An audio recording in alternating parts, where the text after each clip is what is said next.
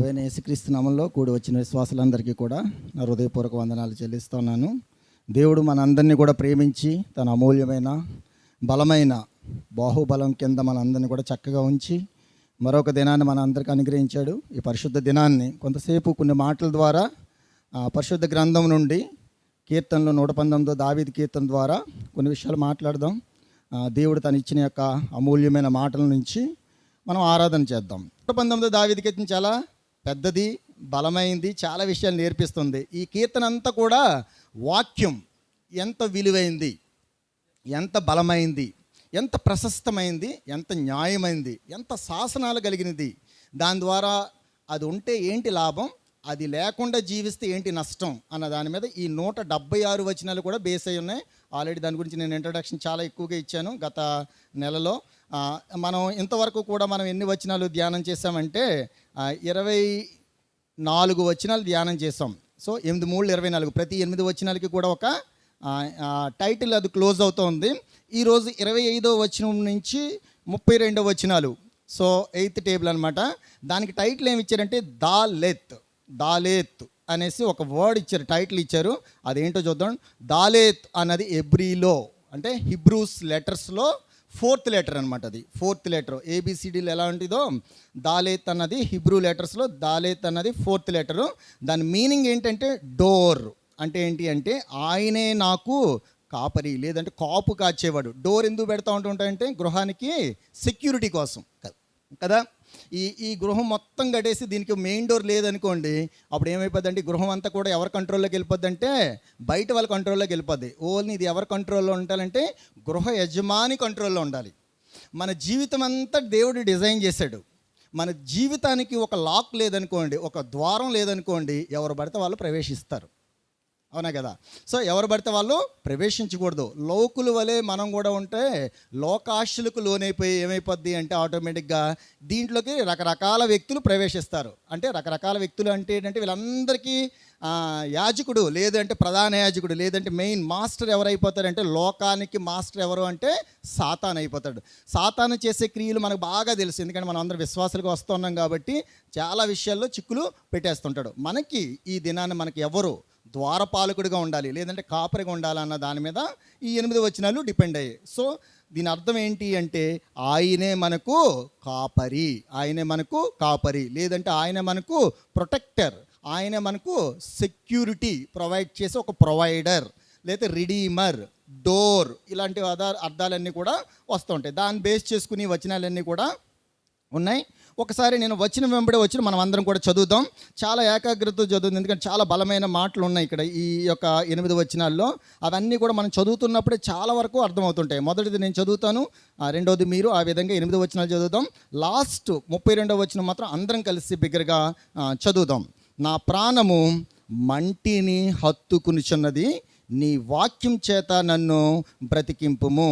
31వ వచనం, యెహోవా నేను నీ శాసనములను హత్తుకుని ఉన్నాను, నన్ను సిగ్గుపడనీయకుము. 32వ వచనం అందరం కలిసి చదువుదాం. నా హృదయమును నీవు విశాలపరుచునప్పుడు నేను నీ ఆజ్ఞల మార్గం పరిగెత్తెదను. చాలా వండర్ఫుల్ వర్డ్స్ ఉన్నాయి ఇక్కడ. చూస్తుంటే ప్రతి పదాలు కూడా చాలా అమూల్యమైన పదాలు ఉన్నాయి. సో నేను ఏం చేశాను అంటే ఈ 8 వచనాలు చూస్తున్నప్పుడు కొన్ని నాకు నెగిటివ్ వర్డ్స్ కనిపించాయి, అలాగే పాజిటివ్ వర్డ్స్ కూడా కనిపించాయి అనమాట. నెగిటివ్ అండ్ పాజిటివ్ వర్డ్స్ కనిపించాయి. అక్కడ చూస్తుంటే 25, 26 వచనాలు కానీ చూస్తుంటే నిరుత్సాహంతో ఉన్నాడు అక్కడ. ఆ కీర్తనకారుడు ఎలా ఉన్నాడంటే నిరుత్సాహంతో ఉన్నాడు. నిరుత్సాహం అంటే ఉత్సాహానికి ఆపోజిట్ వర్డ్ కదా. ఉత్సాహంగా ఎవరు ఉంటుంటారు, మనం ఏదైతే తలంచామో అది జరిగిందనుకోండి, వీఆర్ వెరీ హ్యాపీ కదా. వర్షిప్ కూడా అలాంటి స్ట్రాంగ్గా వస్తుంటుంటుంది, బలంగా వస్తుంటుంది కదా. ఏదైనా మన కుటుంబంలో మంచి జరిగిందనుకోండి, గంతులు వేస్తూ ఉంటుంటాం. ఈ గంతులు వేసిన వాళ్ళందరూ కూడా ఏమైపోయారు అంటే సైలెంట్ అయిపోయారు. అందులో కూడా నేను కూడా ఉన్నాను. ఓకే, గంతులు వేసిన వాళ్ళందరూ కూడా ఏమైపోయారంటే సైలెంట్ అయిపోయారు. కొంతమంది గంతులు వేస్తూ ఉన్నారు. సో ఏదైనా కూడా దేవుడికి మహిమ కలగాలి కదా. దేవుడు జ్ఞానవంతుడు, ఈజ్ ఏ ఇన్ఫైనైట్ గాడ్ అంటూ ఉంటుంటారు. జ్ఞానంలో కానీ, బలంలో కానీ, ఆలోచనలో కానీ, మార్గాల్లో కానీ ఎన్ని ఉంటాయి అన్నింటిలో ఆయన కూడా ఏంటంటే ఇన్ఫైనైట్. ఎందుకు అంటున్నామంటే ఆయన సృష్టికర్త. ఇది కలుగును గాక అంటే కలిగేసింది, ఇది ఆగును గాక అంటే ఆగిపోయింది, దేన్ని గాలిని ఆగమంటే ఆగిపోయింది, తుఫాన్ ఆగమంటే ఆగిపోయింది, సముద్రం విభజింపబడమంటే అంటే అన్నిటి మీద ఆయన కంట్రోల్ ఉంది. మనుషులు ఎన్నుకోవడంలో కూడా ఆయనకి కంట్రోలింగ్ ఉంది. సో మన యొక్క జ్ఞానంతో వ్యక్తిని చూస్తుంటాం. పరలోకపు జ్ఞానం ఏం చేస్తుంటాడంటే మన యొక్క ఫ్యూచర్ని చూస్తూ ఉంటుంటాడు. మనం నెక్స్ట్ స్టెప్ చూస్తాం, మన యొక్క 1000 స్టెప్ ఆయన చూస్తాడు. అర్థమవుతుంది కదా. మనం 1వ స్టెప్ చూస్తే ఆయన మన 1000వ స్టెప్ చూస్తుంటాడు. ఓహో ఇందుకా అని సాక్ష్యం చెప్తాం. ఇందుకా ఆ వ్యక్తి, ఇందుకా ఈ వ్యక్తి. ఫరో ఉంటుంటాడు కదా, చాలా కఠిన పరిస్థితి ఉంటాడు. ఎందుకు? అక్కడ ఉన్న జనాల్ని స్ట్రాంగ్ చేయడానికి. ఎగ్జామ్ పేపర్ టైట్ అవుతుంటుంది, టఫ్గా ఉంటుంటుంది. ఎందుకు తెలుసా? అసలైన వాళ్ళు ఎవరో కావాలి ఆడికి. ఎవరికి? ఎగ్జామినర్కి. అంటే ఎగ్జామ్ ఎవరైతే కండక్ట్ చేశాడో బోర్డుకి అసలైన వాళ్ళు కావాలంటే ఏం చేస్తుంటాను తెలుసా? ఎక్కువ మంది వచ్చేసారు అప్లై చేసిన వాళ్ళు. పేపర్ టఫ్గా ఇచ్చారనుకోండి, ఎవడు బాగా చదివాడు, ఎవడు ఇంపార్టెంట్ కోసం చదివాడు, ముందు రోజు బ్యాటింగ్ చేసి ఎవరు వచ్చారు, 20 మ్యాచ్లు ఉంటాయి కదా, ముందు రోజు నైట్ చదువుతుంటారు. వీళ్ళందరూ కూడా ఏమైపోతారంటే సరి అయిన క్వశ్చన్ ఇస్తుంటే ఏమైపోతారు? ఫిల్టర్ అయిపోతుంటారు అన్నమాట. సో అందుకని ఏంటంటే ఇవన్నీ ఎందుకంటే దేవుని యొక్క మహాజ్ఞానం ఏమైతుందో దాన్ని ఒకసారి మనం ఆలోచించడానికి, అనాలిసిస్ చేసుకోవడానికి, మనం ఒక్కొక్కసారి బూస్టింగ్ చేసుకుంటుంటాం కదా, మనమే బలవంతులు, మనకి మించినోడు ఎవరు లేరు, వన్ మ్యాన్ షో చూపించడానికి ట్రై చేస్తూ ఉంటే దేవుడు ఏం చేస్తాడు? నువ్వు కాదురా చూపించవలసింది, నేను చూపిస్తాననేసి ఒక్కోసారి ఏం చేస్తాడంటే 1000 మందికి ఉపయోగపడే పని ఆయన చేస్తూ ఉంటాడు. ఒక్కడికి ఉపయోగపడే పని ఎప్పుడు కూడా ఆయన చేయుడు. సో ఆయన సర్వజ్ఞాని. ఆయన యొక్క సర్వజ్ఞానం కింద మనం రావాలి. నిరుత్సాహం అన్నది ఇక్కడ వర్డ్ కనిపిస్తుంది 25, 26 వచనాల్లో. నేను చెప్తా ఉంటాను, ఆ తర్వాత దాని గురించి కొంచెం ధ్యానం చేసి మనం ఆరాధన చేద్దాం. ఎందుకంటే ఈ యొక్క నెగిటివ్ వర్డ్స్ నుంచి పాజిటివ్ దేవుడు ఎలా ఉన్నాడో అన్నది, ఆ పాజిటివ్ వర్డ్స్ని పెట్టుకుని 2-3 ఎగ్జాంపుల్ తీసుకుని మనం ఉన్నామా లేదా అని చూసుకుని, ఒక లేకపోతే దాన్ని సరి చేసుకుని మనం ఆరాధన చేద్దాం. అది ప్లాన్ అనమాట. మొదటిగా పదం చూస్తుంటే నిరుత్సాహం అని ఉంది అనమాట. చాలా డిసప్పాయింట్మెంట్ మోడ్లో ఉన్నాడు అక్కడ కీర్తనకారుడు. 25, 26 వచనాలు బాగా చదువుతుంటే నిరుత్సాహం ఉన్నాడు. రెండోది కానీ చూస్తుంటే 28 వ్యసనాలతో నిండిపోయి ఉన్నాడు. వ్యసనాలతో ఉన్నాడు అనమాట. వ్యసనాలు అన్న వర్డ్ ఉంది రెండోది చూస్తుంటే 28వ వచనంలో ఉంది. 3వ వచనం చూస్తుంటే నీరు గారిపోయిన జీవితం గురించి అక్కడ మాట్లాడుతూ ఉన్నాడు. 4వ వచనం చూస్తుంటే కపటమైన జీవితం కలిగి ఉన్నారు. కొంతమంది కపటమైన వాళ్ళగా ఉన్నారు. 4వది. 5వది చూస్తుంటే సిగ్గు గురించి మాట్లాడుతూ ఉన్నాడు. నన్ను ఎప్పుడు కూడా సిగ్గుపడిన ఎక్కువ అంటున్నాడు. అంటే సిగ్గు గురించి కూడా జరిగిందనమాట అతనికి కూడా. 6వది కానీ చూస్తుంటే ఇరుకులో ఉన్నాడు. ఎక్కడ ఉంది అంటే 32లోనే. ఎందుకంటే విశాలం గురించి వెతుకుతున్నాడు అంటే ఏంటి? ఆల్రెడీ వాళ్ళు ఎక్కడ ఉన్నట్టు ఇరుకులో ఉన్నాడు అనమాట. మంచి కంప్రెస్ మోడ్, ప్రెజర్లోకి వెళ్ళిపోయాడు అనమాట. ఇవి 6 నెగిటివ్ వర్డ్స్ అనమాట ఈ కీర్తనలో 8 వచనాల్లో చూస్తుంటే. అలా పాజిటివ్ వర్డ్స్ చూస్తూ ఉంటే మొదట చూస్తుంటే బ్రతికిస్తావా అని అడుగుతున్నాడు. బ్రతికించు అంటున్నాడు. అంటే ఏమంటున్నాడంటే దేవా నన్ను ఆదరించవా అంటున్నాడు. ఆదరించవా అని క్వశ్చన్ చేస్తాం అనుకోండి, మనం ఆయన ఎలా చూస్తున్నాం అంటే ఆదరణకర్తగా చూస్తున్నాం. ఆదరించే దేవుడు మన దేవుడు. ఆ తర్వాత రెండోది కానీ చూస్తుంటే ఉత్తరం ఇచ్చేవాడుగా చూస్తుంటాం. ఎందుకంటే కీర్తన మొత్తం కూడా ఒకసారి ఓవర్ చూద్దాం. ఆ తర్వాత వచ్చిన ఒక 15 నిమిషాల్లో నేను చెప్పేస్తాను. అప్పుడు మనం ఆ విధంగా ఆరాధన చేద్దాం. రెండోది కనుక చూస్తుంటే ఉత్తరం ఇచ్చేవాడు కంటే, ఉత్తరం అంటే answerable God. Hour God is a answerable God. మనం ఎప్పుడు ఎన్ని నెంబర్ ఆఫ్ క్వశ్చన్స్ వేస్తూ ఉంటాం. కొన్ని క్వశ్చన్స్ కూడా మనకి తెలియదు అనమాట. ఎలా వేస్తాం కూడా, నువ్వు ఉన్నావా, అసలు ఉన్నావా అంటుంటా అనమాట. అంటే ఏంటి? ఉంటేనే కదా మనం పుట్టాం. అర్థమైందా? అంటే అంత ఫూలిష్ మెంటాలిటీకి వెళ్ళిపోతుంటాం. అసలు నువ్వు ఎక్కడ ఉంటాడు? మన దగ్గర ఉంటాడు. మనం మంచిగా ఉంటే మన దగ్గర ఉంటాడు, మన చెడ్డగా ఉంటే అసలు ఉంటాడు అక్కడ. సో ఉన్నావా అంటాం. ఉత్తరం ఇచ్చేవాడు. కొన్ని ప్రేయర్స్కి ఆన్సర్స్ రావు. ఉత్తరం ఇచ్చేవాడా క్వశ్చన్ చేయకూడదు ఆయన్ని. ఎందుకంటే నువ్వు చేసే ప్రేయర్ కరెక్ట్గా లేకపోతే ఆన్సర్ ఎందుకు ఇస్తాడు ఆయన? ఆ ఆన్సరే కరెక్ట్గా లేకపోతే మార్కులు ఎందుకు వేస్తాడు కదా? క్వశ్చన్ చేయకూడదు. ఎందుకు లేదు మార్కులు అంటే నువ్వు రాసిన ఆన్సరే కరెక్ట్గా లేదు. ఓకేనా? ఉత్తరం ఇచ్చేవాడు. రెండోది. మూడోది కానీ చూస్తుంటే ఉపదేశకుడిగా చూస్తున్నాం, ఆయన ప్రీచర్గా చూస్తున్నాం. ఆ 4వది కానీ చూస్తుంటే ఆశ్చర్యకరుడిగా చూస్తున్నాం, ఆశ్చర్యకార్యాలు చేసే. 5వది కానీ చూస్తుంటే స్థిరపరిచే దేవుడు. మనం అంతా ఏం చేస్తాం? డిస్ట్రక్టివ్గా ఉంటుంటాం. ఆయన కన్స్ట్రక్టర్గా ఉంటుంటాడు, కన్స్ట్రక్టివ్ మోడ్లో ఉంటుంటాడు. ఆ తర్వాత 6వది చూస్తుంటే బలపరిచే దేవుడు. 7వది చూస్తుంటే సత్యవంతుడిగా కనిపిస్తున్నాడు. ప్రతి వచనంలో చెప్తా ఉన్నాను. 8వది కానీ చూస్తుంటే న్యాయవంతుడిగా ఉన్నాడు. ఆ తర్వాత 9వది చూస్తుంటే హత్తుకునే దేవుడు ఉంటుంటాడు. చిన్నపిల్లల్ని హత్తుకుంటాం కదా, హత్తుకునే దేవుడు. 10వదిగా చూస్తుంటే విశాలపరిచే దేవుడు ఉంటుంటాడు. సో ఇవన్నీ కూడా చూస్తున్నాం. 10 చెప్పాను, 6 నెగిటివ్ వర్డ్స్ చెప్పాను, 10 పాజిటివ్ వర్డ్స్ చెప్పాను. మనం పాజిటివ్ వర్డ్స్ చెయ్యాలి అంటే నెగిటివ్ వర్డ్స్ అన్నవి ఏంటో మనం తెలుసుకోవాలన్నమాట. వాటిని చూసి మనం ముందుకు వెళ్తూ ఉంటాం. 25వ వచనం దగ్గరికి వద్దాం. నా ప్రాణము మంటిని హత్తుకునిచున్నది, నీ వాక్యం చేత నన్ను బ్రతికింపు. ఇక్కడ వాక్యం ఎలా కనిపిస్తుంది అంటే బలాన్నిచ్చేది, లేదంటే ప్రాణాన్ని పోసేది. సో అక్కడ ఏం జరుగుతుంది అంటే అక్కడ కీర్తనకారుడికి నా ప్రాణం మంటిని హత్తుకొనిచున్నది. మంటిని ఎప్పుడు హత్తుకొంచును అంటే ఇంక నేను చనిపోతున్నాను, రోజులు దగ్గర పడిపోయి అని ఒక వ్యక్తికి ఎప్పుడు తెలుస్తూ ఉంటుంది? రకరకాల రోగాలు ఉంటుంటాయి, అర్థమైంది కదా, రుగ్మతలు ఉంటుంటాయి. ఫర్ ఎగ్జాంపుల్ ఏంటంటే ఒక డిసీజ్డ్ పర్సన్ కానీ చూస్తుంటే ఎలా ఉంటుందంటే హోప్లెస్గా ఉంటుంటాడు కదా.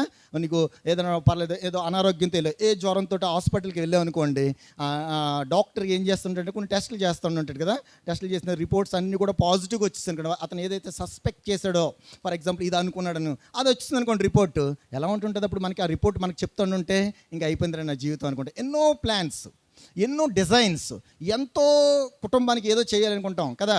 ఇప్పుడు ఉన్నాం అనుకోండి, ఒక 20 సంవత్సరాలు ప్లాన్ గీస్తుంటాం కదా. అవే దానికోసం ఎల్ఐసీలు కడతా ఉంటారు, పిఎల్ఐసీలు కడతా ఉంటారు, రకరకాల ప్లానింగ్స్ ఉంటారు, హౌస్ మీద హౌస్ కడుతూ ఉంటాం, లేదంటే ఎక్కడెక్కడ స్థలాలు కొంటుంటాం, ఇలా చేయాలనుకుంటాం, అలా చదివించాలనుకుంటాం, ఇలా చదివించాలనుకుంటాం. రిపోర్ట్ పాజిటివ్గా వచ్చింది అనుకోండి, ఈ ప్లాన్స్ అన్నీ ఏమైపోతాయంటే కొలాప్స్ అయిపోతుంటాయి. అప్పుడు నెగిటివ్ అయిపోతుంటాయి. ఆటోమేటిక్గా ఏమంటుందంటే దేవుణ్ణి పాజిటివ్గా చూసేటప్పుడు ఆటోమేటిక్గా ఏమైపోతుందంటే నెగిటివ్గా చూడడం మొదలు పెడతాం. ఇక్కడ కీర్తనకారుడికి కూడా ప్రాబ్లం వచ్చేసింది. ఎందుకు తెలుసా? నా ప్రాణం మంటిని హత్తుకొంచింది, నీ వాక్యం చేత నన్ను బ్రతికింపుము. సో సడన్గా అలాంటి వ్యక్తి ఒక విశ్వాస అయితే ముందుగా చేయవలసిన పని ఏంటి తెలుసా?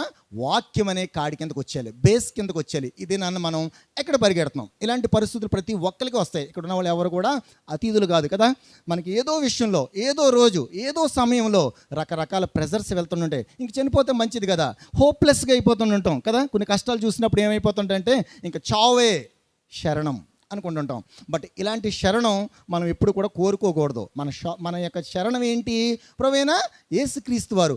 మంటిని హత్తుకోవాలా లేదన్నది డిసైడ్ చేసే డిసైడర్ ఎవరు అంటే ప్రభువైన యేసుక్రీస్తు. నిన్ను ఎప్పుడు పుట్టించాలి, ఎప్పుడు తీసుకెళ్ళిపోవాలి, ఎక్కడ ఉంచాలి, ఎక్కడ ఉంచకూడదు, ఏం చూడాలి, ఏం చూడకూడదు అన్నది మనం తెలుసుకోవాలి అంటే వాక్యం అనే కాడి కిందకు వచ్చేస్తే, వాక్యాన్ని బలంగా మార్చుకుంటే వాక్యం ఏం చేస్తుందంటే చక్కగా నడిపిస్తుంటుంది. చిన్నపిల్లలు చూడండి, తల్లిని హత్తుకుంటుంటారు. ఎందుకు హత్తుకోవాలి? ఇలా సౌండ్ వచ్చింది, ఉరుము వచ్చింది అనుకోండి, ముందు ఎవరి దగ్గర పరిగెడుతుంటారు? ఇంట్లో ఉంటుంటే తల్లిదండ్రులు పరిగెడుతుంటారు. ఎందుకు అంటే వీళ్ళు మనల్ని ఏం చేస్తుంటారంటే ప్రాణం. ప్రతి ఒక్కరికి కూడా బ్రతకాలని ఉంటుంది కదా, ఎవరికి చనిపోవాలని ఉంటుంది కదా. చివరికి పడక మీద అంటే చావు బ్రతుకులో ఉన్న పడక మీద ఉన్న వ్యక్తి కూడా ఏంటంటే ఇంకొక రోజు బతికితే బాగుంటుందా అని అనుకుంటాడు. ప్రాణం మీదకి ప్రతి ఒక్కడికి కూడా ఏంటంటే ఆశ కలిగి ఉంటుంది. ఆశ కలిగి ప్రాణాన్ని తృప్తిపరిచే యెహోవాను నేనే అంటుంటాడు. డిసప్పాయింట్మెంట్ యొక్క సర్కమ్స్టెన్సెస్ ఉంటాయి, అలాంటి పరిస్థితులు మన చుట్టూ కూడా ఉంటాయి. మనం ఎప్పుడు కూడా ఎలా ఉండాలి అంటే హత్తుకునే దేవుడి దగ్గరికి రావాలి. మొదటగా మనం నేర్చుకోవాల్సింది ఏంటి అంటే మనం బ్రతికించే ఆదరణకర్త దగ్గరికి మనం రావాలి. ఎందుకంటే హీజ్ ఏ హోప్ఫుల్ గాడ్. ఆయన ఆశ గల ప్రాణాన్ని తృప్తిపరిచే దేవుడు. మొదటి 2 వచనాల నుంచి మనం ఏం చూస్తున్నామంటే కీర్తనకారుడి యొక్క ప్రాణం మంటిని హత్తుకోబోతుంది. మనం కూడా ఒకానొక దినాన్ని చనిపోవలసిన వాళ్ళమే. ఎవ్వరు కూడా చిరకాలం ఉండరు. మహా అయితే 80 years. ఇప్పుడున్న ఏజ్ ప్రకారంగా చూస్తుంటే 80 years కూడా కష్టమే. 70 ఈజ్ ద రైట్ అనమాట. 70 లేదంటే అధిక బలం ఉంటే 80 సంవత్సరాలు బైబిల్ ప్రకారంగా చూస్తుంటే. ఇప్పుడు 60 లేదా 70 అంటున్నారు. బ్రతికినంత కాలం కూడా ఏదో రోజు బాగా బ్రతకాలి. బ్రతికినంత మనం అంటే ప్రభువైన యేసుక్రీస్తు వారితో కలిసి జీవించాలి అంటే మనం దేన్ని ఆధారం చేసుకోవాలంటే వాక్యాన్ని ఆధారం చేసుకోవాలి. వాక్యం వెలుగుగా ఉంది, బలంగా ఉంది, శక్తిగా ఉంది, ఆదరణ ఇస్తుంటుంది, ఆలోచన ఇస్తుంటుంది, ఆశ్చర్యకరమైన మార్గాల్లో నడిపిస్తూ ఉంటుంది. మొదటగా మనం నేర్చుకోవాల్సిందంటే మన యొక్క పరిస్థితుల్లో ఆదరణకర్త మీద ఆధారపడాలి. హన్నా జీవితం కానీ చూసుకుంటూ ఉంటే 1 సమూయేలు 1వ అధ్యాయం 6:11 చూస్తుంటే 6వ వచనంలో ఎలా ఉంటుందో తెలుసా? ప్రాబ్లం చాలా సివియర్గా ఉంటుంటుంది హన్నా కదా. పక్కనేమో పెనిన్నా ఉంటుంది, ఆ పక్కన చూస్తే ఎల్కానా ఉంటాడు. ఎల్కానా ఒక్కడే తనకి ఉపయోగపడుతూ ఉంటాడు కదా. నువ్వేం బాధపడకు, దేవుడిని పక్షాన ఉన్నాడు, నిన్ను స్థిరపరుస్తాడని కొన్ని మంచి మాటలు నీ ఇష్టం వచ్చినట్టు చేయి అంటుంటుంది కదా. అంటుంటాడు. పక్కనున్న పెనిన్న ఏం చేస్తుంటుంది అంటే సూటుపోటు మాటలు కదా. మనం కూడా బ్రతుకుతూ ఉంటాం, బాగానే బ్రతుకుతుంటాం, చక్కగా ఉండాలనుకుంటే ఈ రోజు అంతా కూడా మనం మార్నింగ్ 5 o'clock లేదా 4 o'clock లేసి ఏం చేస్తుంటాం? ఈ రోజు అంతా కూడా ఎవరితో మాటలు పడకుండా ఉండాలి, మా ఇంట్లో ఏ గొడవలు రాకూడదు, భర్త ఏమనకూడదు, భార్య ఏమనకూడదు, నా కంట్రోల్ నేను అందరూ ఉండాలనేసి ప్రతి వాళ్ళు కూడా ఏం చేస్తుంటాం? డిజైన్ చేస్తుంటాం. కానీ సడన్గా ఏమైపోద్దంటే చేసిన ఒక 2 నిమిషంలోనే ఏమైపోద్దంటే ఏదో చోట నుంచి గొడవ వస్తుంది. మంచినీళ్ళు పట్టలేదా, లేదంటే మార్కెట్కి వెళ్ళాలి, ఇది తెచ్చేవేంటి, ఈ కూర తెచ్చేవేంటి, అది తెస్తాం అనుకున్నాం, ఇప్పుడు ప్రార్థనకి వెళ్ళాలి కదా, ఈ టైంలో తెచ్చేవేంటి, ఈ మొదలవుతుంటాయి. ప్రతి ఒక్కరి ఫ్యామిలీలు కూడా ఇవే ప్రాబ్లమ్స్. ఈ మధ్య నేను కొన్ని ఊర్లు తిరిగాను. సో అవన్నీ కూడా అనాలిసిస్ చేసి చెప్తుంటే మెజారిటీ ఆఫ్ 90% ప్రాబ్లమ్స్ ఇవే. నేను మొన్న అమలాపురం వెళ్ళాను అనమాట. అమలాపురం వెళ్ళినప్పుడు అక్కడ ఒక ఊరు వెళ్ళింది, ఎవరది కపిలేశ్వరపురం అనేసి ఒక ఊరు ఉందనమాట. ఒక పాస్టర్ గారు తీసుకెళ్ళారు నన్ను. అంటే నాకు బావగారు అవుతుంటారు. తమ్ముడు నువ్వు ఎప్పుడు వచ్చినా కూడా నాకు ఒక్కసారి ఫోన్ చేసి సండే అయితే నేను మా చర్చికి తీసుకువెళ్తాను అని అన్నప్పుడు మా దగ్గర పిఠాపురం నుంచి సంయుక్త వాళ్ళ ఇంటి దగ్గర నుంచి సామలకోట వెళ్ళాను. ఆయన పాస్టర్ గారు అక్కడ నా బండి పెట్టేసి ఇద్దరం కలిసి కార్లు వెళ్ళాను అనమాట. అది 2.5 hours journey, very difficult journey అనమాట. ఆయన చూస్తుంటే ఏంటంటే ఇంకా పక్క చిక్కిపోయాడు, యాక్సిడెంట్ అయిపోయింది. ఆ పాస్టర్ గారికి అనారోగ్యంతో ఉన్నాడు, అలాగే స్లోగా నడుపుతూ ఉన్నాడు అనమాట. కారు మాలాంటి కారు అనమాట. నేను నడుపుతారంటే ఆయన ఏమైనా ఫీల్ అవుతారేమో అనుకుని నేను ఏం మాట్లాడకుండా అలా ఉంటుంటే ఆయన చాలా విషయాలు మాట్లాడు. అసలు నువ్వేంటి ఎలాగొచ్చావు, నువ్వు వాక్యం ఎలా చెప్తే నేను మాట్లాడుతుంటే ఆయన కొంచెం నేను బిబ్లికల్గా ఉన్నాననేసి కొంచెం అర్థమైనట్టుంది. అర్థమైనప్పుడు అంటే అంతకుముందు వేరేగా ఉన్నాను.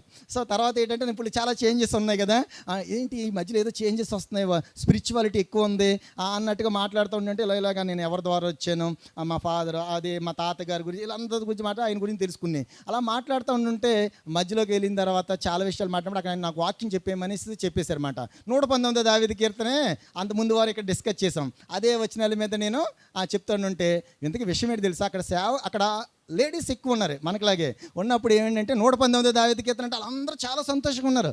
ఏంట్రా బాబు ఎంత సంతోషంగా ఉన్నారు, వాళ్ళందరూ తెలుసా ఏంటి అనేసి నేను స్టార్ట్ చేస్తుంటే ఆ వచనాలు చెప్పేస్తున్నారు. బైబిల్ తీయలేదు ఇంకా, ఎవరి దగ్గర బైబిల్స్ లేవు. ఇంతకీ విషయం ఏంటి తెలుసా, పాస్టర్ గారు సో చాలా జాగ్రత్త వినండి. ఆ పాస్టర్ గారు 2023 డిసెంబర్లో గిఫ్ట్ ఇవ్వాలనుకున్నారు. 119 దావీదు కీర్తన ఎవరైతే బై హార్ట్ చేసి చెప్పేస్తారో వాళ్ళకి నేను వచనానికి 10 రూపాయలు చెప్పిన 176 వచనాలు ఉన్నాయి కదా ఇచ్చేస్తానని అంటే వాళ్ళందరూ ఏం చేశారంటే అది అక్టోబర్లో చెప్పాడు ఆయన. అక్టోబర్లో చెప్తుంటే November 1st మేము చెప్పేస్తామన్నారంట. ఏంటి చెప్పేస్తారండి, ఒక సిస్టర్ లేసిందంట. 176 వచనాలు ఏ వచనం పొల్లు కామా లేకుండా మొత్తం 176 వచనాలు చెప్పేసింది. ఆవిడైపోతే ఇంకొక ఆవిడ వచ్చింది. మొత్తం 9 మంది వచ్చేసారు. సో అలాంటి పరిస్థితి. అలాంటి ఎలా ఉన్నారు చూడండి అక్కడ విశ్వాసులు. నేను చెప్తానంటే నాకన్నా ముందు చెప్పేస్తున్నారు అలా వచనాలన్నీ కూడా. చూసారా ఎలా ఉన్నారంటే హత్తుకున్నారన్నమాట. నేను ఎందుకు చెప్తున్నాను అంటే వాక్యం బ్రతికిస్తుందని నమ్మేశారన్నమాట. చూడడానికి ఎవరు తెలుసు. ఎంతకీ విషయం ఏంటంటే న్యూస్ పేపర్ చదవడం రాదు వాళ్ళకి. అందరూ 5వ తరగతి 7వ తరగతి 9వ తరగతి. బట్ 176 వచనాలు చెప్తుంటే నేను ఎందుకు పనికిరానేమో అనుకున్నాను. నేను ఒక రకంగా చెప్పేస్తుంటే ఇంత బాగా నాకు గుర్తుండవు అవన్నీ చాలా. అసలు ఏవో 4-5 గుర్తుంటాయేమో 176 వచనాల్లో. చూసారా, అంటే ఆయన ట్రైన్ చేసింది అలా ఉందన్నమాట. చిన్న సంఘం 30 మంది ఉన్నారు. వెళ్తుంటే వాళ్ళని చూస్తుంటే వాళ్ళు ఏమన్నారు తెలుసా, అంతా అయిపోయిన తర్వాత ఈ సరిపోలేదండి మళ్ళీ మీరు ఒక 3 రోజులు రావాలన్నారు. అయితే వస్తాను ప్రార్థన చేయండి డిసెంబర్లో వద్దరులో ఒకసారి అనేసి చెప్పేసి వచ్చేసానమాట. అంటే ఏంటంటే చాలా సంఘాల్లో ఒక రకమైన ఉద్యోగం నడుస్తూ ఉంది. నేను చూసినాను 3-4 సంఘాలు చూస్తే ఇప్పుడు అక్కడ ఒకటి పిఠాపురం ఒకటి అలా చూస్తున్నప్పుడు ఏంటంటే చాలా బలంగా ఆధారం చేసుకుని బ్రతుకుతూ ఉన్నారు. నేను ఎందుకు చెప్తున్నాను అంటే ఆదరణకర్త ఆయనే అన్నది డిసైడ్ అయిపోయారు వాళ్ళు. ఆ డిసైడ్ అయిపోయి ఆ వాక్యాన్ని అంత ఇంపార్టెన్స్ తీసుకుని నరాల్లో గుర్తుపెట్టుకుని చదువుతున్నారు. ఇది నా క్షేమంగా ఉండదు. బ్రతికించేది ఈ వాక్యం ద్వారానే మనం అండర్ ఎస్టిమేట్ చేయకూడదు. ఎప్పుడు కూడా ఎవరిని కూడా వీళ్ళకి ఏం తెలియదులే నాకే తెలుసులే అలా అని అనుకోకూడదు. సో అలాంటి బలమైన బిడ్డలు కూడా ఒకనొక చోట్లో నాకు ఉన్నారన్నమాట. ఎంతో అటు నుంచి నేను వస్తూ ఉంటే ఎన్నో మిరకిల్స్ అనమాట. అటు నుంచి నేను నడిపాను. ఈసారి ఆయన బాగాలేదు నడుపుతూ ఉంటే రకరకాల పాములు అంట. ప్రతి 5 నిమిషాలు ఇంకో పాము వస్తుంది. నేను ముందు వెళ్ళిపోయిన కార్లన్నీ కూడా ఈవినింగ్ 6:30 అలాగ అయిపోతుంటే ముందు కారు వెళ్ళి తొక్కుంటూ వెళ్ళిపోతే దగ్గర 150-120 పాములు ఉంటాయి మొత్తం. అలాంటి ప్రదేశాలు గుండా వెళ్తున్నప్పుడు దేవుడు ఎంతో కాపుదే. నేను అలా చూస్తుంటే ఆ పాము నడుపుతుండే పాము వస్తుందండి బ్రదర్ తప్పకుండా వెళ్ళిపోండి నేను రోజు ఇదే పని నాకు అంటున్నాడు ఆయన. ఎంత రోజు అంటే వారానికి 3 సార్లు అన్ని కిలోమీటర్లు 80-90 కిలోమీటర్లు వెళ్ళి వస్తున్నాడు. చూసారా, ఎందుకు తెలుసా, వాక్యాన్ని అందించాలి. అప్పుడు నేను అనుకున్నాను మీరు ఇంత దూరం ఎలా వెళ్ళి వస్తున్నారు అంటే అప్పుడు నాకు అర్థమైంది ఏంటి తెలుసా, వాళ్ళని బలంగా ప్రేమిస్తున్నాడు. వాక్యం విలువ, వాక్యాన్ని ఆ విధంగా భారంగా కాకుండా అది మనల్ని ప్రేమిస్తుంది, మనల్ని పోషిస్తుంది, ఆదరిస్తుంది అని నమ్ముతూ ఉండుంటే ఇలాంటి విషయాలు జరుగుతూ ఉండుంటాయి. కొంచెం ఫాస్ట్గా చెప్తాను టైం అవుతుంది కాబట్టి. ఆ తర్వాత కానీ రెండో చూస్తుంటే మొదటగా మనం ఏం నేర్చుకున్నామంటే ఆయన ఆదరించే దేవుడు. 25-26 వచనాల నుంచి చూస్తుంటే వేదంలో ఆవిరైపోయిన జీవితాలను ఆదరిస్తూ ఉంటాడు. హన్నా జీవితం ఆవిరైపోయింది కదా, నో చిల్డ్రన్స్, నాది మొత్తం కూడా ఏమైపోయిందంటే నేను విధవర గొడ్రాలును అన్నది డిసైడ్ అయిపోయింది.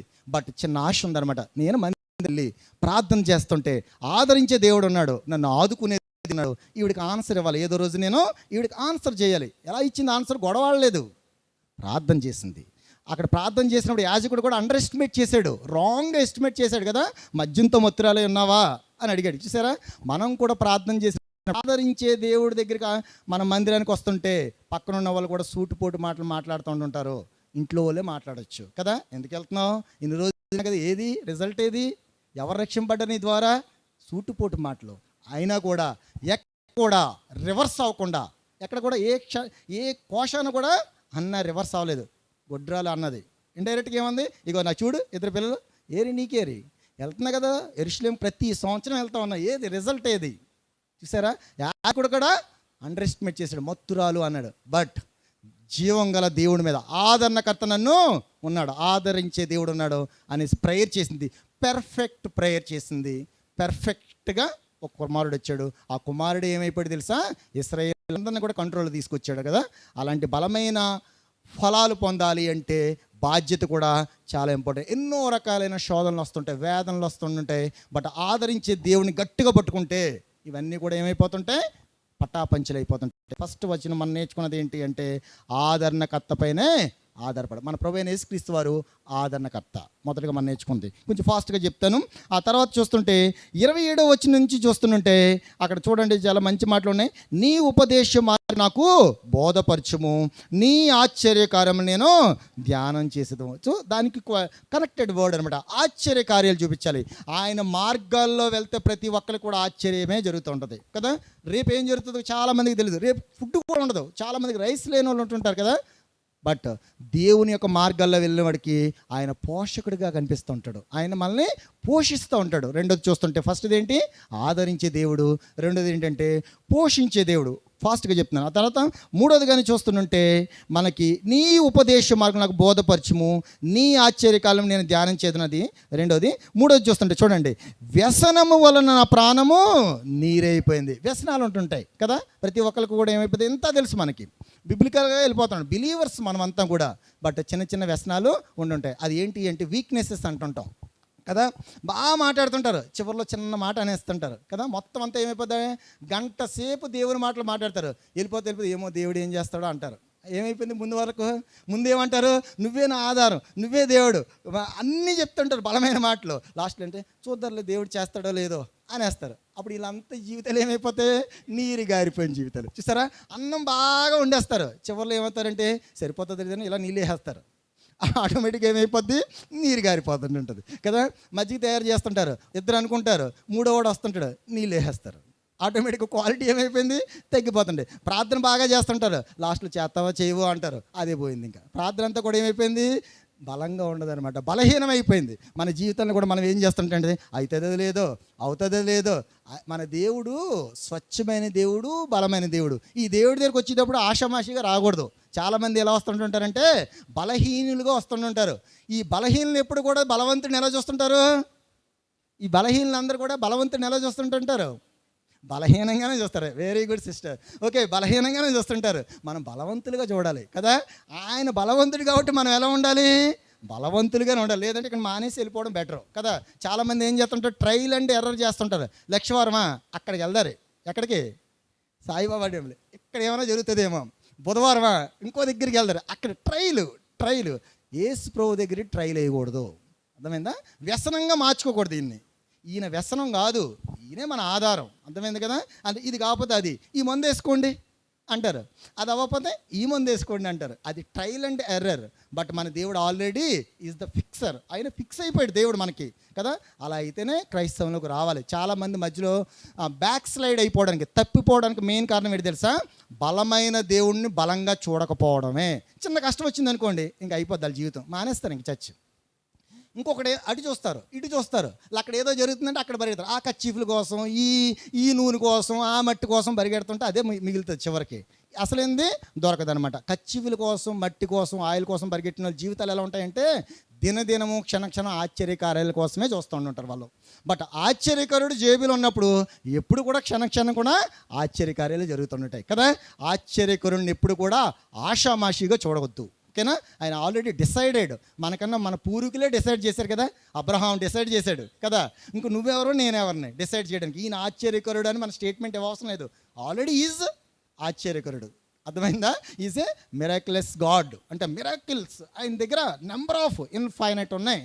బట్ మనం చూసే కోణం సరిగ్గా లేకపోతే ఎప్పటికీ కూడా ఆయన ఆశ్చర్యకరుడిగా కనపడడు. మనం చూసే కోణాన్ని, మన దృక్పథానాన్ని ఈ యొక్క ఆరాధన సమయంలో మార్చుకుందాం. ఎందుకు అంటే అన్న జీవితం అన్నది ఒక బెస్ట్ ఎగ్జాంపుల్ కదా. సౌలు కాదు, దావీదు జీవితం చూసుకున్నప్పుడు జాగ్రత్త విందాం. దావీదు జీవితం చూస్తుంటే సొంత మామే శత్రువు అయిపోయాడు కదా. సొంత మామే శత్రువు అయిపోయాడు, తరిమేశాడు. జిఫీలు అన్న వాళ్ళ దగ్గరికి వెళ్ళి ఆధారపడ్డాడు. వాళ్ళు ఏం చేస్తే తెలుసా, జాగ్రత్తగా ఇన్ఫర్మేషన్ అంతా తీసుకొచ్చి సౌలుకి చేరవేశారు. ఇంకొకడు ఉంటాడు అక్కడ చూడండి, దోయేగు అని ఒక అతను ఉంటాడు కదా. వాడు మంచి సైనిక అధ్యక్షుడు అనమాట. మంచి ఈడేం చేస్తాడంటాడు, ఎక్కడున్నాడు నీకు ఇన్ఫర్మేషన్ ఇస్తాను. Spy is the spy. ఎవరికి? సౌలుకి స్పై అనమాట. చూసారా? బట్ ఆడినమ్మ అక్కడికి వెళ్తాడు దావీదు. ఆడు కూడా ఏం చేస్తాడు, ఇన్ఫర్మేషన్ ఇస్తాడు. ఇవన్నీ ఎందుకు తెలుసా, మనకు కూడా మన నమ్మిన వాళ్ళు ఒకళ్ళు స్పైలుగా ఉంటుంటారు. ఈ విషయాలు తీసుకెళ్ళి అక్కడికి, ఆ విషయాలు తీసుకొచ్చి ఇక్కడికి. అంటే ఏంటంటే టైం పాస్. కొంతమందికి ఏంటి తెలుసా, ఇలాంటి వేషాలు అంటే బాగా ఇష్టం. బలమైన వ్యక్తులు ఉంటుంటారు, వాళ్ళని బలహీనపరిచేస్తుంటారు. వీళ్ళు ఏం చేస్తారంటే, ఆ బ్రదర్ ఇలాగా, ఈ సిస్టర్ ఇలాగా, ఇదే ఇదే ఇదే ట్రాన్సాక్షన్స్ అనమాట.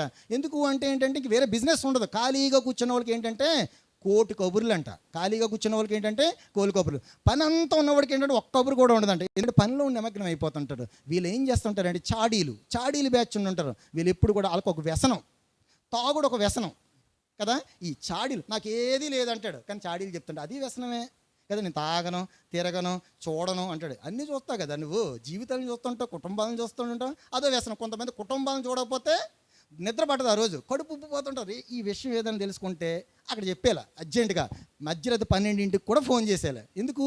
కడుపు నొప్పి, రాత్రి అంతా కడుపు నొప్పి తగ్గిపోవాలంటే వ్యసనం, చాడీలు, సూటుపోటు మాటలు, వాళ్ళిద్దరు గొడవ పెట్టుకుంటే ఇటు సంతోషం కదా. ఇలాంటివి ఉండకూడదు. బిబ్లికల్గా స్పిరిచువల్ పీపుల్కి ఉండకూడదు, వ్యసన ఉండకూడదు. మన వ్యసనం ఏంటి తెలుసా, ప్రతి క్షణం ప్రైజ్ ద లార్డ్. ఏది జరిగినా God bless.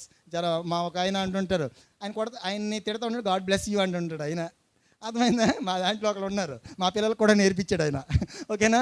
God bless you అని ఉంటారు. అంటే ఎవరైనా తిట్టా కూడా వాళ్ళు గాడ్ బ్లెస్ యూ అన్నాం అనుకో, ఆటోమేటిక్గా వాళ్ళ కోపం ఏమైపోద్ది, ఇడేటర్ బాబు ఎంతలా తిడతాడు, ఇటు గాడ్ బ్లెస్ యూ అన్నాడు, ప్రైజ్లాడు చెప్తున్నాడు. ఏంటంటే వాళ్ళని కూడా ట్యూనింగ్లో తీసుకొస్తున్నాం అనమాట. వ్యసనాలు మార్చుకోవాలి మనం. కోపం అనే వ్యసనం మార్చుకోవాలి. నేను కూడా కోపపడిపోతుంటాను పిల్లల మీద, వ్యసనం అది. అంటే ఏంటంటే ఆటోమేటిక్గా ఫ్రస్ట్రేట్ అయిపోతాను. అంటే నేను డిజైన్ ఇలా ఉండాలనుకుంటాను, నేను నా కుటుంబం ఇలా ఉండాలనుకుంటాను, నా భార్య ఎలా ఉండాలనుకుంటాను, నా పిల్లలు ఎలా ఉండాలి, ఇలా చదవాలనుకుంటాం. ఈ యొక్క స్ట్రక్చర్లో ఏదైనా డిస్టర్బెన్స్ వచ్చిందనుకోండి, ఎక్కడైనా సైడ్ అవుతుంది అనుకోండి, కోపం వచ్చేస్తున్నట్టు. అంతే కదా. మనం కూడా కొన్ని డిజైన్స్ పెట్టుకుంటుంటాం. అన్న కూడా డిజైన్ పెడుతూ ఉంటారు చర్చికి. యాజకుడిగా ఉన్నప్పుడు ఏం చేయాలి, ఇలా ఉండాలి, మంగళవారం జూమ్ అవ్వాలి, మండే ఇది అవ్వాలి, లేదా మండే ఆ స్పీకర్ చెప్పాలి. చూడు డిజైన్ అనమాట. ఈ డిజైన్లో డిస్టర్బెన్స్ వచ్చిందనుకో, ఆటోమేటిక్గా ఏమైపోద్ది, యాజకుడికి కోపం వస్తుంది. ఆ కోపం వేరేగా వెళ్ళిపోద్ది. ఇంట్లో కూడా డిజైన్ ఉండాలి. సంఘంలో డిజైన్ ఎలా ఉంటే ఇంట్లో కూడా డిజైన్. ప్రతి ఒక్కరికి ఒక ప్రణాళిక ఉండాలి, ప్రత్యక్షత ఉండాలి. మనం ఆరాధన చేయాలంటే కూడా ప్రత్యక్షత ఉండాలి. ప్రత్యక్షత లేని ఆరాధన దేవుడు ఎప్పుడు కూడా యాక్సెప్ట్ చెయ్యడు. వితౌట్ అంటే మనం ఓల్డ్లీగా ఉండి, లోకానుసారంగా ఉండి, అలాంటి తలంపులు, అలాంటి ఎజెండాతో వచ్చి ఆరాధన చేయాలంటే కుదరదు. అది భౌతికంగా జరుగుతుంది, కానీ ఆత్మీయంగా దేవుడికి ఎప్పుడు కూడా అర్పణగా మారదు. దేవుడికి అర్పణగా మారాలి అంటే హన్నా లాంటి అర్పణ అర్పిస్తానే విరిగి నలిగిన అర్పణ ఉండాలి. ఎన్ని సమస్యలు ఉన్నా కూడా పెర్ఫెక్ట్ సాక్రిఫైస్ చేసింది అనమాట. ఆ సాక్రిఫైస్ మన అందరి జీవితాల్లో ఉంటే మనలో ఏముండదంటే తెలుసా, వ్యసనాలన్నీ కూడా ఏమైపోతాయంటే దూరంగా వెళ్ళిపోతాయి. కొంచెం ఫాస్ట్గా చెప్తాను. ఓకే, వ్యసనాలుగా ఉండే. రెండోది ఏంటి అంటే మన బాధలన్నీ కూడా ఆయనతోటే చెప్పుకోవాలి. చీటు పక్కన ఉన్న వాళ్ళతో కాదు, ఆదుకునే దేవుడు. ఫస్ట్ది ఏంటి, ఆదరించే దేవుడు. రెండోది ఏంటంటే ఆదుకునే దేవుడు. ఆ మూడోది కానీ చూస్తుంటే ఆశ్చర్య కార్యాలు జరిగించే దేవుడు. 27వ వచనం, 28వ వచనం నుంచి మనం ఏం నేర్చుకుంటున్నామంటే ఆయన వ్యసనాల నుంచి దూరపరిచి స్థిరపరిచే దేవుడు కదా.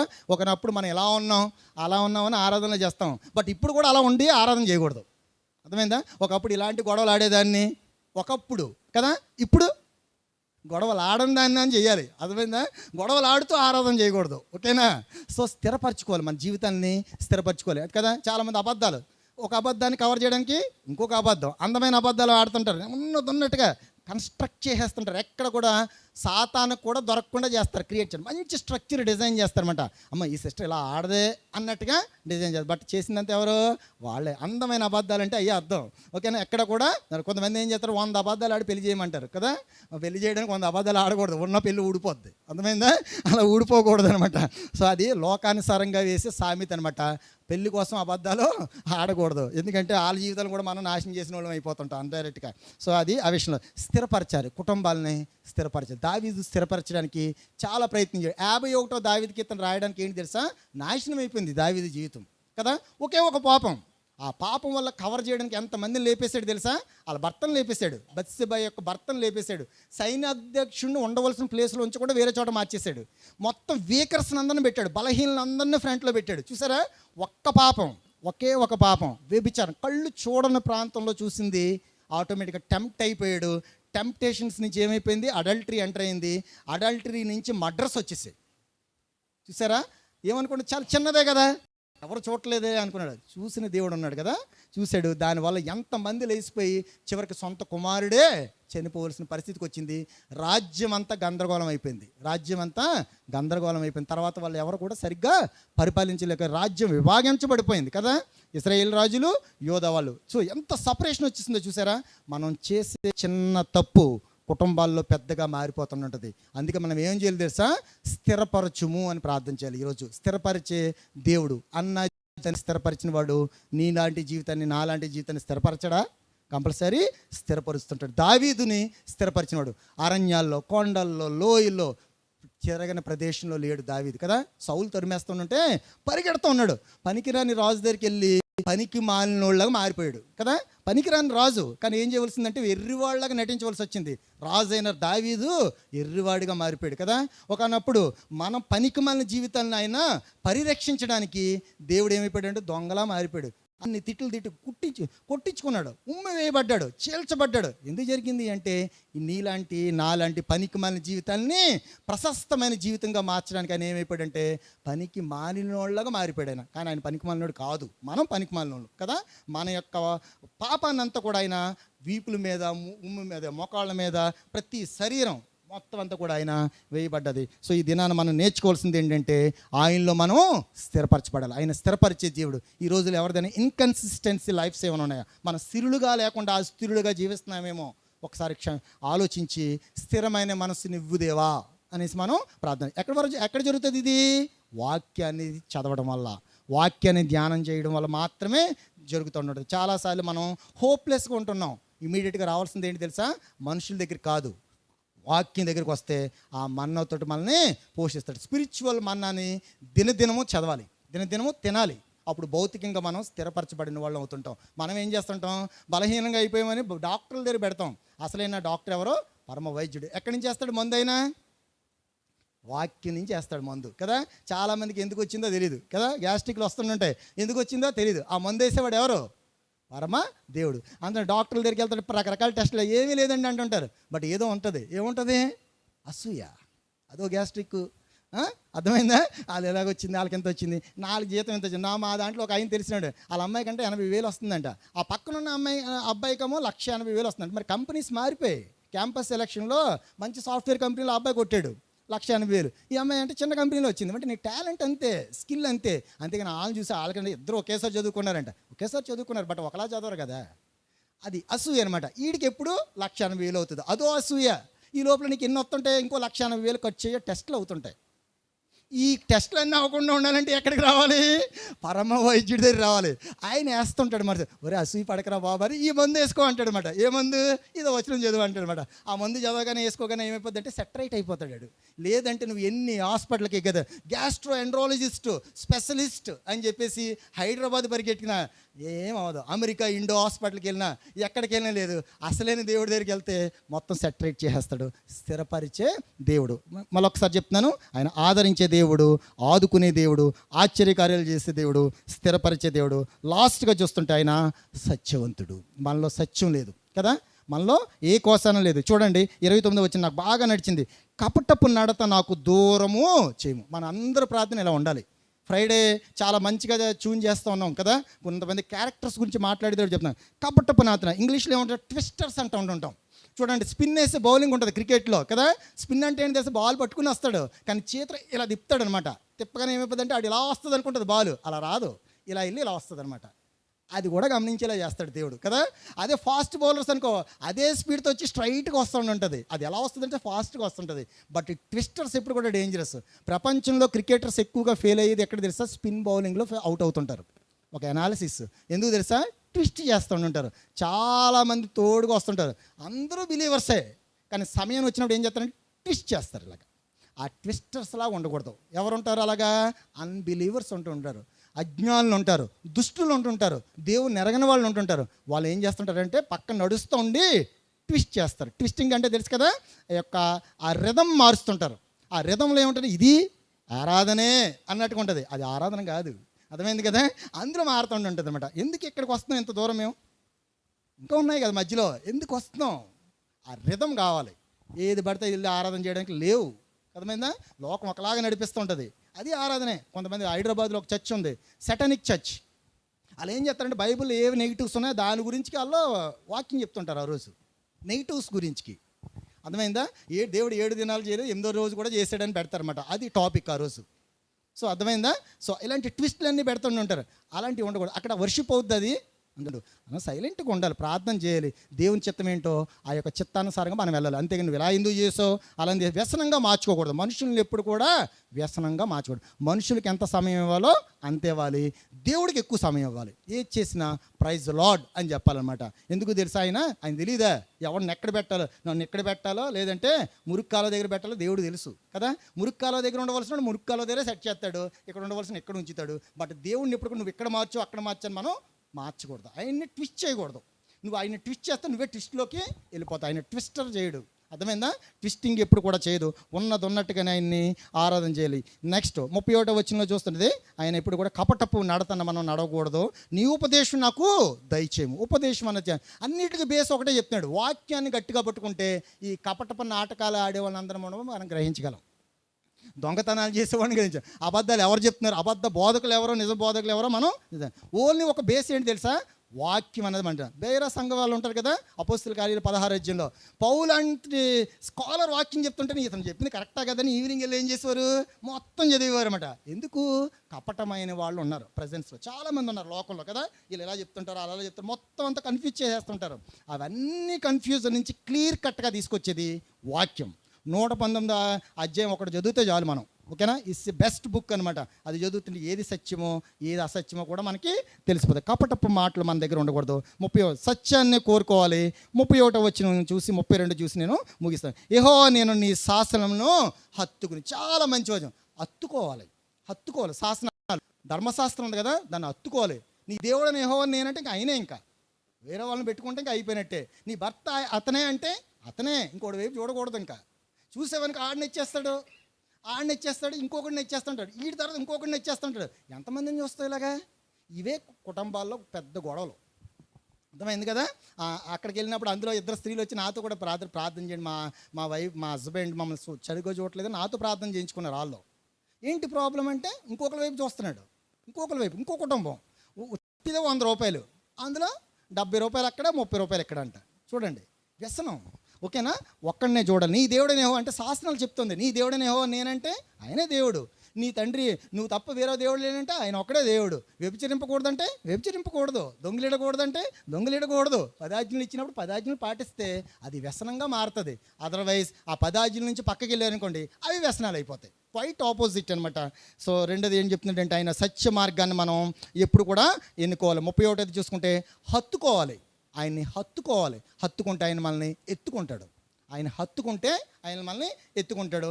వేరే వాళ్ళని ఎత్తుకున్నాం అనుకో, వాళ్ళు ఎత్తుకుంటారు అనమాట. వాళ్ళు ఎత్తుకుంటే ఎలా ఉంటుందో తెలుసు కదా, రిజల్ట్ రాంగ్ డైరెక్షన్లో తీసుకెళ్తారు. ఈయన ఎత్తుకుంటే కష్టాలు వచ్చినప్పుడు కూడా హత్తుకుంటాడు ఆయన కదా. తప్పిపోయిన కుమారుడు ఏమైపోయాడు, ఎవరిని ఎత్తుకున్నాడు, ప్రపంచాన్ని ఎత్తుకున్నాడు. అక్కడ బాగుంటుంది అనుకున్నాడు, కంఫర్ట్ జోన్ ఎత్తుకున్నాడు. ఏమైపోయింది, చివరికి పందులు తినే పొట్టు దగ్గరికి వెళ్ళిపోవలసి వచ్చింది.